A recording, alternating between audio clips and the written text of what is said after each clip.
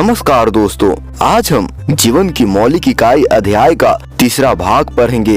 दोस्तों, इस वीडियो में हम पढ़ेंगे कि यूकैरियोटिक और प्रोकैरियोटिक कोशिकाओं के बीच क्या अंतर होता है तथा पादप कोशिका और जंतु कोशिका के बीच क्या अंतर होता है। साथ ही अंत में प्रतियोगी परीक्षाओं में पूछे जाने वाले तथ्य को भी समझेंगे। तो चलिए दोस्तों, शुरू करते हैं। सबसे पहले हम पढ़ेंगे यूकैरियोटिक और प्रोकैरियोटिक कोशिकाओं के बीच क्या अंतर होता है। दोस्तों, कोशिका की दो प्रकार होते हैं, जिसमें पहला है यूकैरियोटिक और दूसरा है प्रोकैरियोटिक। चलिए इसे एक चित्र के अनुसार समझते हैं। पहली चित्र में कोशिका जो कि आकार में बड़ी है, जो यूकैरियोटिक कोशिकाओं को दर्शा रही है, तथा दूसरी चित्र में कोशिका आकार में छोटी है, जो प्रोकैरियोटिक कोशिकाओं को दर्शा रही है। चलिए दोस्तों, सबसे पहले हम जानते हैं कि यूकैरियोटिक कोशिका कौन सी होती है। हमने पिछले वीडियो में पढ़ा था कि कोशिका की अनेक आकृति होती है। देखिए, यह चित्र यूकैरियोटिक कोशिका को दर्शाता है। यूकैरियोटिक कोशिका में कोशिकांग होते हैं, जिसमें नाभिक होता है। यूकैरियोटिक कोशिका में नाभिक द्वारा घिरी एक झिल्ली होती है। लगभग सभी को यूकैरियोटिक कोशिकाओं में एक नाभिक होता है। यूकैरियोटिक कोशिका एक कोशिका या बहुकोशिका वाली हो सकती है, जैसे कि आप, मैं, कवक और कीड़े आदि। यह चित्र यूकैरियोटिक कोशिका का सूक्ष्मदर्शी द्वारा देखा गया चित्र है। चलिए अब हम देखते हैं यूकैरियोटिक कोशिका में कौन कौन सी चीजें पाई जाती हैं। दोस्तों, यूकैरियोटिक कोशिका में माइटोकॉन्ड्रिया, केंद्रक कला, गोल्जिकाए, कोशिका द्रव्य, रसधानी, खुरदरी अंतःप्रद्रव्य जालिका, चिकनी अंतःप्रद्रव्य जालिका, राइबोसोम, लाइसोसोम तथा तारकाय आदि चीजें पाई जाती हैं। चलिए दोस्तों, अब हम देखते हैं कि प्रोकैरियोटिक कोशिका कौन सी होती है। यह चित्र प्रोकैरियोटिक कोशिका को दर्शाता है। प्रोकैरियोटिक कोशिका जीवाणु का कोशिका है। यह चित्र प्रोकैरियोटिक कोशिकाओं का सूक्ष्मदर्शी द्वारा देखा गया चित्र है। प्रोकैरियोटिक कोशिकाओं में कोशिका भित्ति, कोशिका द्रव्य, आनुवंशिक पदार्थ, मीजोजोम, फ्लैक्सिला, कोशिका झिल्ली, राइबोसोम, प्रकाश संश्लेषण थैलियां, कैप्सूल आदि चीजें पाई जाती हैं। चलिए दोस्तों, अब हम देखते हैं यूकैरियोटिक और प्रोकैरियोटिक के बीच में क्या अंतर होता है। दाएं हाथ में हम लेते हैं यूकैरियोटिक कोशिका और बाएं हाथ में हम लेते हैं प्रोकैरियोटिक कोशिका। चलिए अब हम देखते हैं इनके बीच में क्या अंतर होता है। सबसे पहला अंतर होता है यूकैरियोटिक कोशिका आकार में बड़ा होता है तथा प्रोकैरियोटिक कोशिका आकार में छोटा होता है। यूकैरियोटिक कोशिका में नाभिक केंद्रिका झिल्ली द्वारा घिरा होता है तथा प्रोकैरियोटिक कोशिका में नाभिक केंद्रिका झिल्ली द्वारा नहीं घिरा होता। यूकैरियोटिक कोशिका में एक से ज्यादा गुणसूत्र मौजूद होते हैं तथा प्रोकैरियोटिक कोशिका में एक ही गुणसूत्र मौजूद होता है। चलिए दोस्तों, अब हम देखते हैं कोशिकांग ऑर्गेनेल्स क्या होते हैं। जैसा कि हमने पिछले वीडियो में पढ़ा था कि कोशिका द्रव्य में ऑर्गेनेल्स यानी कोशिकांग मौजूद होते हैं। आज हम यह जानेंगे ऑर्गेनेल्स क्या होते हैं। ऑर्गेनेल्स कोशिका के आंतरिक अंग हैं, जो कि कोशिका को जीवित रखने तथा विशिष्ट कार्य करने के लिए जिम्मेदार होती हैं। जैसा कि हम जानते हैं कि कोशिका जीवन की सबसे छोटी इकाई है। दोस्तों, कोशिका के समूह से ऊतक बनता है। भिन्न भिन्न ऊतक मिलकर अंग का निर्माण करता है तथा भिन्न भिन्न अंग मिलकर अंग प्रणाली बनाते हैं और फिर इस प्रकार एक जीव बनता है। उसी प्रकार ऑर्गेनेल्स कोशिका के आंतरिक अंग हैं, जो कि कोशिका को जीवित रखने के लिए मदद करते हैं। कोशिका को जीवित भाग में निश्चित आकार की एक संरचना होती है। चलिए दोस्तों, अब हम यह देखते हैं कि ऑर्गेनेल्स में क्या क्या मौजूद होता है। दोस्तों, जैसा कि हम जानते हैं कि कोशिका दो प्रकार की होती है, पादप कोशिका और जंतु कोशिका। तो हम इन दोनों कोशिकाओं के कोशिकांग को बारी बारी से देखेंगे। सबसे पहला कोशिकांग है कोशिका भित्ति, जो सिर्फ पादप कोशिका में पाया जाता है, तथा दूसरा कोशिकांग है कोशिका झिल्ली, जो दोनों कोशिकाओं में पाया जाता है। इसके बाद है कोशिका द्रव्य माइटोकॉन्ड्रिया, अंतःप्रद्रव्य जालिका लाइसोसोम, सेंट्रोसोम। ये दोनों कोशिकांग सिर्फ जंतु कोशिका में पाए जाते हैं। लवक ये सिर्फ पादप कोशिका में पाए जाते हैं। गोल्जी काय, राइबोसोम केंद्रक, वैक्यूल्स हिंदी रिक्तिका आदि। अब हम इन दोनों कोशिकाओं के कोशिकांग को विस्तार से देखते हैं। पहला कोशिकांग है कोशिका भित्ति, इंग्लिश सेल वॉल। पादप कोशिका में कोशिका झिल्ली के बाहर एक परत पाया जाता है जिसको हम कोशिका भित्ति कहते हैं। कोशिका भित्ति के परत को कई भागों में बांटा जाता है, जिसमें पहला परत है प्राथमिक कोशिका भित्ति। यह मुख्य रूप से सेलुलोज की बनी होती है, किंतु बहुत से कवक में यह काइटिन की बनी होती है। दूसरा द्वितीयक कोशिका भित्ति, यह प्राथमिक कोशिका भित्ति के ठीक नीचे पाई जाती है, जो मुख्य रूप से सेलुलोज, पैक्टिन, लिग्निन इत्यादि पदार्थ की बनी होती है। तीसरा तृतीयक कोशिका भित्ति, यह द्वितीयक कोशिका भित्ति के नीचे पाई जाती है, जो मुख्य रूप से जाइलम पदार्थ की बनी होती है। और अंत में मध्य पटल, यह मुख्य रूप से कैल्शियम तथा मैग्नीशियम के द्वारा बनी होती है। दूसरा है कोशिका झिल्ली, इंग्लिश सेल मेम्ब्रेन। यह झिल्ली कोशिका भित्ति के बाद पाए जाने वाली झिल्ली है, जो कोशिका के अंदर उपयोगी पदार्थ को आने तो देता है, लेकिन कोशिका के अंदर पाए जाने वाला केवल अवशिष्ट पदार्थ को ही बाहर निकलने देता है। कोशिका झिल्ली अर्ध पारेगम्य होती है। तीसरा कोशिकांग है कोशिका द्रव्य, इंग्लिश साइटोप्लाज्म। दोस्तों, कोशिका द्रव्य को पढ़ने से पहले हम समझेंगे कि जीव द्रव्य क्या होता है। कोशिका झिल्ली के अंदर पाए जाने वाले तरल पदार्थ को ही जीव द्रव्य कहते हैं। जीव द्रव्य की खोज 1835 ईस्वी में पुरकिंजे नामक विद्वान ने की तथा इसका नामकरण डुजार्डिन नामक विद्वान ने की। जीव द्रव्य प्रोटोप्लाज्म दो प्रकार के होते हैं। पहला है कोशिका द्रव्य साइटोप्लाज्म, दूसरा है केंद्रिका द्रव्य न्यूक्लियोप्लाज्म। तो चलिए दोस्तों, अभी हम साइटोप्लाज्म यानी कोशिका द्रव्य के बारे में समझते हैं। कोशिका झिल्ली एवं केंद्रिका झिल्ली के बीच में पाए जाने वाले तरल पदार्थ को ही साइटोप्लाज्म यानी कोशिका द्रव्य कहा जाता है। कोशिका द्रव्य में ब्राउनी गति पाई जाती है। कोशिका द्रव्य के अंदर ही कोशिका के विभिन्न अंग यानी कोशिकांग पाए जाते हैं। चलिए दोस्तों, अब हम आगे बढ़ते हैं और देखते हैं सूत्रकणिका यानी माइटोकॉन्ड्रिया क्या होता है। माइटोकॉन्ड्रिया इकाई झिल्ली से बनी हुई दोहरी परत वाली संरचना है, जिसका बाहरी परत चिकनी होता है, जबकि आंतरिक परत में उंगली नुमा संरचना पाई जाती है, जिसे क्रिस्टी कहा जाता है। यह प्रत्येक कोशिका में पाए जाने वाले सबसे महत्वपूर्ण अंग है। माइटोकॉन्ड्रिया की खोज 1880 ईस्वी में कोलिकर नामक विद्वान के द्वारा की गई, जबकि 1890 ईस्वी में इसका वर्णन अल्टमान ने किया, जो माइटोकॉन्ड्रिया का नाम दिया बायोप्लास्ट। माइटोकॉन्ड्रिया नाम 1897 ईस्वी में कार्ल बेंडा नामक विद्वान ने दिया। माइटोकॉन्ड्रिया में कोशिकीय श्वसन के क्रेब्स चक्र की प्रक्रिया होती है, जिसके द्वारा पाइरूबिक अम्ल का पूरी तरह से विखंडन के फल स्वरूप 36 एटीपी ऊर्जा का निर्माण होता है।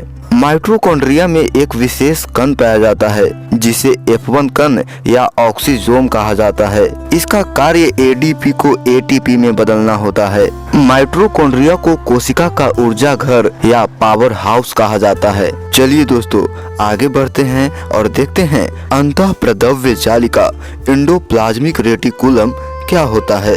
अंतःप्रद्रव्य जालिका कोशिका द्रव्य में मौजूद झिल्लियों का एक जाल होता है। यह सिर्फ यूकैरियोटिक कोशिका में ही पाए जाते हैं। अंतःप्रद्रव्य जालिका की खोज के.आर. पोर्टर के द्वारा किया गया। यह केंद्रिका झिल्ली से कोशिका झिल्ली तक फैला हुआ रहता है। अंतःप्रद्रव्य जालिका की दो प्रकार होती हैं। पहला है चिकनी अंतःप्रद्रव्य जालिका, इंग्लिश स्मूथ एंडोप्लाज्मिक रेटिकुलम। दूसरा है खुरदरी अंतःप्रद्रव्य जालिका, इंग्लिश रफ एंडोप्लाज्मिक रेटिकुलम। चलिए दोस्तों, सबसे पहले हम देखते हैं चिकनी अंतःप्रद्रव्य जालिका क्या होती है। चिकनी अंतःप्रद्रव्य जालिका नलिकाओं से बना होता है। इस पर वसा, लिपिड, प्रोटीन की निर्माण होती है, जिसके कारण यह चिकनी होती है। इसमें राइबोसोम नहीं पाया जाता। चलिए दोस्तों, अब हम दूसरा देखते हैं, खुरदरी अंतःप्रद्रव्य जालिका। खुरदरी अंतःप्रद्रव्य जालिका प्रोटीन के निर्माण में मदद करता है और इसके सतह पर राइबोसोम पाए जाते हैं। अंतःप्रद्रव्य जालिका कोशिका द्रव्य तथा नाभिक के बीच में परिवहन सामग्री का कार्य करता है। यह जैव रासायनिक गतिविधियों के लिए स्थान प्रदान करता है और उत्पाद के विसहरण में मदद करता है। तो चलिए दोस्तों, आगे बढ़ते हैं और जानते हैं लयनकाय इंग्लिश लाइसोसोम क्या होता है। कोशिका द्रव्य में गोलाकार एवं अनियमित आकार का एकल परत वाला थैलीनुमा संरचना लाइसोसोम कहलाता है। इसका निर्माण गोल्जी काय एवं अंतःप्रद्रव्य जालिका के द्वारा होता है। लाइसोसोम की खोज 1958 ईस्वी में क्रिश्चियन डी डूबे नामक विद्वान के द्वारा किया गया। लाइसोसोम में विभिन्न प्रकार का हाइड्रोलाइटिक हिंदी जल अपघटनीय एंजाइम पाया जाता है, जिसके द्वारा विभिन्न प्रकार का कोशिकीय पाचन का कार्य किया जाता है। कभी कभी लाइसोसोम की झिल्ली फट जाने के कारण यह एंजाइम पूरे जीव द्रव्य में फैल जाता है और कोशिका के सभी अंग को मार डालता है, जिसके कारण लाइसोसोम को आत्महत्या की थैली कहा जाता है। लाइसोसोम को कोशिका का परमाणु बम के नाम से भी जाना जाता है। चलिए दोस्तों, अब आगे बढ़ते हैं और देखते हैं तारक काय इंग्लिश सेंट्रोसोम क्या होता है। सेंट्रोसोम मुख्य रूप से जंतु कोशिका में केंद्र के निकट तारे के समान आकृति में पाई जाती है। इसके अलावा कुछ शैवालों तथा कवकों में दो जोड़े सेंट्रियोल्स की बनी एक रचना होती है, इसलिए इसे डिप्लोसोम भी कहा जाता है। यह खोखली सूक्ष्म बेलनाकार रचनाएं होती हैं। सेंट्रोसोम की खोज 1875 ईस्वी में वाल्थर फ्लेमिंग के द्वारा की गई। बाद में 1876 ईस्वी में वैन वेंडेन के द्वारा भी की गई और 1888 ईस्वी में थियोडोर बोबरी के द्वारा सेंट्रोसोम का वर्णन तथा नामकरण किया गया। सेंट्रोसोम कोशिका विभाजन में मदद करता है। शुक्राणु की पूंछ सेंट्रोसोम के ही बनी होती है। चलिए दोस्तों, आगे बढ़ते हैं और जानते हैं लवक इंग्लिश प्लास्टिड क्या होता है। लवक पादप कोशिकाओं में पाए जाने वाले गोल तथा अंडाकार रचनाएं होती हैं। इसमें पादपों के लिए महत्वपूर्ण रसायनों का निर्माण होता है। लवक पादप कोशिका की सबसे बड़ी कोशिका है। लवक की खोज 1865 ईस्वी में हैकल के द्वारा की गई। लवक 3 प्रकार के होते हैं। पहला है हरित लवक इंग्लिश क्लोरोप्लास्ट। हरित लवक प्रकाश संश्लेषण प्रक्रिया द्वारा प्रकाशीय ऊर्जा को रासायनिक ऊर्जा में परिवर्तित करके भोजन का निर्माण करता है। हरित लवक की खोज सिनपर नामक विद्वान के द्वारा किया गया। हरित लवक क्लोरोफाइल का बना होता है। इसका मुख्य घटक मैग्नीशियम होता है। दूसरा है अवर्णिक लवक इंग्लिश ल्यूकोप्लास्ट। यह रंगहीन लवक है जो जड़ों तथा भूमिगत तनों में पाया जाता है। यह स्टार्च के रूप में भोजन का संग्रहण करता है। इसके 3 प्रकार होते हैं। पहला है एम्यूलोप्लास्ट, दूसरा एल्यूरोप्लास्ट या प्रोटीनोप्लास्ट और तीसरा है इलियोप्लास्ट। एम्यूलोप्लास्ट जड़, भूमिगत तना, चावल, गेहूं, मक्का के बीज में पाया जाता है तथा एल्यूरोप्लास्ट प्रोटीन का संग्रहण करता है जो बीज में पाया जाता है।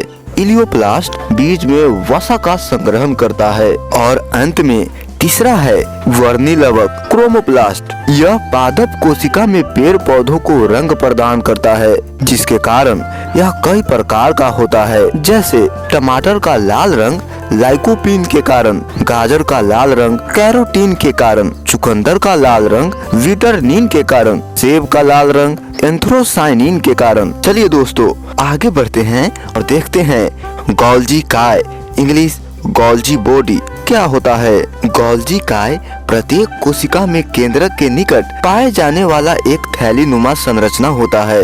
गोल्जी काय की खोज 1898 ईस्वी में कैमिलो गोल्जी ने की। गोल्जी काय को गोल्जी उपकरण भी कहा जाता है। गोल्जी काय का मुख्य कार्य कोशिकीय स्त्रवण करना है, अतः गोल्जी को आणविक परिवहन का नियंत्रक के नाम से भी जाना जाता है। गोल्जी काय विभिन्न कोशिका पदार्थ के विनिर्माण, उसके संग्रहण तथा परिवहन के लिए उत्तरदायी होता है।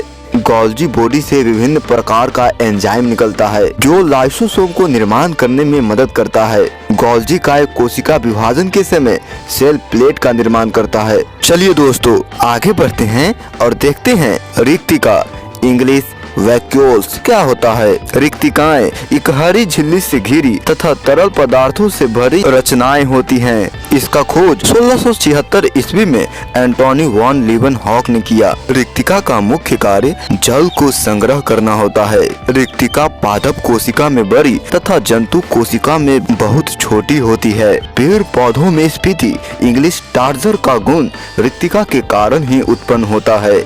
रिक्तिका के चारों ओर एक झिल्ली पाई जाती है जिसे टोनोप्लास्ट कहा जाता है। रिक्तिका एंथ्रासाइनिन का बना होता है जिसके कारण यह लाल रंग, गुलाबी रंग, नीला रंग एवं बैंगनी रंग के प्रति अधिक सक्रिय होता है। चलिए दोस्तों आगे बढ़ते हैं और देखते हैं राइबोसोम क्या होता है। राइबोसोम सजीव कोशिका के कोशिका द्रव में स्थित बहुत ही सूक्ष्म कण है जिनकी प्रोटीनों की संश्लेषण में महत्वपूर्ण भूमिका है। राइबोसोम की खोज 1955 ईस्वी में रोमानिया के जीव वैज्ञानिक जॉर्ज पैलेट के द्वारा किया गया। राइबोसोम में ही आरएनए मौजूद होता है। कोशिका में जो भी कोशिकांग को प्रोटीन की जरूरत होती है वह सारे प्रोटीन राइबोसोम से ही बनते हैं। राइबोसोम में जो भी प्रोटीन बनता है उन्हें ही अंतःप्रद्रव्य जालिका में भेज देते हैं और अंतःप्रद्रव्य जालिका उसे गोल्जी उपकरण में भेज देता है। दोस्तों राइबोसोम की दो प्रकार होते हैं। पहला है 70S राइबोसोम और दूसरा है 80S राइबोसोम। दोस्तों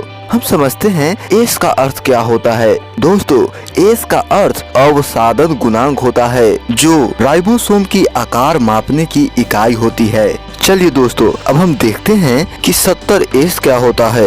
यह आकार में छोटा होता है एवं इनका अवसादन गुणांक 70S होता है। यह प्रोकैरियोटिक कोशिका तथा यूकैरियोटिक कोशिका के माइटोकॉन्ड्रिया, क्लोरोप्लास्ट आदि में उपस्थित होते हैं। चलिए दोस्तों अब देखते हैं कि 80S राइबोसोम क्या होता है। यह आकार में कुछ बड़े होते हैं और इनका अवसादन गुणांक 80S होता है। यह उच्च विकसित पौधे एवं जंतु कोशिकाओं में पाए जाते हैं। 80S राइबोसोम प्रोकैरियोटिक कोशिका में नहीं पाया जाता। राइबोसोम को प्रोटीन की फैक्ट्री कहते हैं। चलिए दोस्तों हम आगे बढ़ते हैं और देखते हैं केंद्रक इंग्लिश न्यूक्लियस क्या होता है। कोशिका द्रव में स्थित वह संरचना जो जीव द्रव की क्रियाओं को संचालित करता है अर्थात कोशिका का नियंत्रण करता है केंद्रक कहलाता है। केंद्रक की खोज 1881 ईस्वी में रॉबर्ट ब्राउन नामक विद्वान ने पादप कोशिकाओं में किया। स्तनधारियों की आरबीसी व पादपों की चालनी बलिकाओं को छोड़कर सभी जीवित कोशिकाओं में केंद्रक पाया जाता है। दोस्तों अब हम केंद्रक की संरचना को देखते हैं। केंद्रक दोहरी झिल्ली से घिरा कोशिकांग है जो दोनों झिल्लियों के मध्य 10 से 15 नैनोमीटर का रिक्त स्थान होता है जिसे परिकेंद्रीय अवकाश कहते हैं। केंद्रक में निश्चित स्थानों पर छिद्र होते हैं जिन्हें केंद्रक छिद्र कहते हैं। केंद्रक छिद्रों से ही आरएनए व प्रोटीन का परिवहन होता है। केंद्रक झिल्ली के अंदर पारदर्शी अर्ध तरल कणिका में व स्वच्छ पदार्थ पाया जाता है जिसे केंद्रिका द्रव्य कहते हैं। केंद्रिका द्रव्य में आरएनए, डीएनए, प्रोटीन, एंजाइम, वसा, खनिज लवण आदि पदार्थ पाए जाते हैं तथा इसमें क्रोमैटिन जाल व केंद्रिका स्थित होती है। केंद्रिका की खोज फोंटाना नामक विद्वान ने की। यह गोलाकार संरचना होती है। एक केंद्रक में एक केंद्रिका या उससे अधिक भी हो सकती है। जैसे प्याज के केंद्रक में 4 केंद्रिकाएं होती हैं। क्रोमैटिन जाल डीएनए से बना होता है। इसके अतिरिक्त आरएनए व हिस्टोन प्रोटीन भी पाए जाते हैं। क्रोमैटिन जाल गुणसूत्र के रूप में बिखरा होता है जो मनुष्य शरीर में लगभग 20 करोड़ पाया जाता है। दोस्तों केंद्रक को कोशिका का नियंत्रण कक्ष कहते हैं। साथ ही कोशिका के दिमाग भी केंद्रक को कहा जाता है।